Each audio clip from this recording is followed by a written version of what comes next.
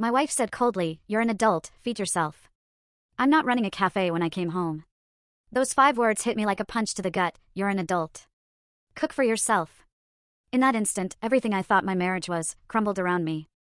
The house was dead quiet, save for the low hum of the TV. Outside, the humid summer night felt heavy, just like the suffocating weight in my chest. I'm Ethan, 32. A field technician. My days are brutal, sometimes 12, even 14 hours fixing industrial gear in sweltering factories or noisy construction sites. Olivia, my wife, she's 29. She has Jacob, 11, and Mia, 8, from her last marriage.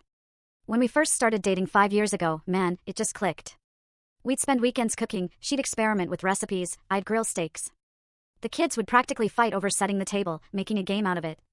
We'd sit, laugh at Jacob's ridiculous jokes, Mia would proudly show off her latest drawings. It felt like home, the family I always yearned for. Then, 3 years ago, after we tied the knot, Olivia decided to go freelance. Graphic design. She wanted to be home more for Jacob and Mia, and I backed her completely. I loved seeing how dedicated she was, picking them up, helping with homework. But slowly, almost imperceptibly, things began to change. I started picking up more of the bills. My income was stable, hers, well, it bounced around. Mortgage, car notes, groceries, utilities, school supplies, all their activities, it all landed on my shoulders. I kept telling myself, it's temporary. Her work will take off. Months turned into a year, then 2, and still nothing really shifted. I never said a word. I genuinely believed that's what you do for the person you love, you carry the load when they need you. But then, other things crept in. Little things that chipped away at me.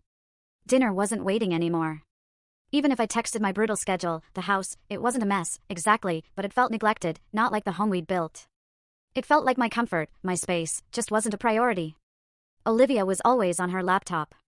I tried to believe it was work, but I'd catch her scrolling social media, chatting with friends, while the kids were glued to the TV. I know she was busy with them, with her projects, but it started to feel like I only existed when there was a bill to pay or something in the house needed fixing. Then came that Thursday in late July. It's burned into my memory. One of those days that just grinds you down piece by painful piece. My phone rang at 6 a.m. A factory, 2 hours out. Their main conveyor belt had literally imploded overnight. No air conditioning, just massive fans pushing around stifling air. Outside? A blistering 95 degrees. I spent the entire day in that suffocating heat, every muscle screaming. By the time I finally dragged myself home, all I wanted was a moment's reprieve. A moment I clearly wasn't going to get. What would you do when everything you believed in is suddenly questioned by the one person you trust most? Don't miss the twist bottom left. Full story.